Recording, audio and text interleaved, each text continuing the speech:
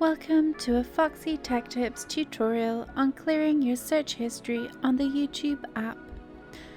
If you find this tutorial helpful, please consider subscribing to my channel and liking the video.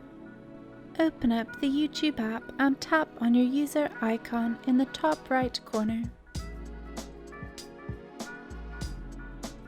Select Settings from the menu that appears. In Settings, tap History and Privacy.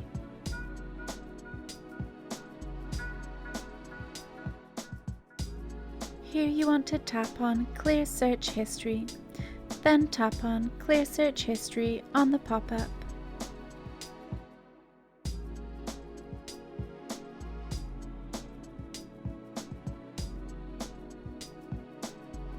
You can also clear your watch history here if you like, by tapping Clear Watch History and then tapping Clear Watch History again on the pop-up.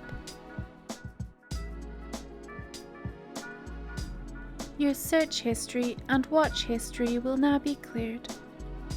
And that draws an end to this tutorial. Please like the video if you found it helpful and subscribe to Foxy Tech Tips for more YouTube tips and tricks.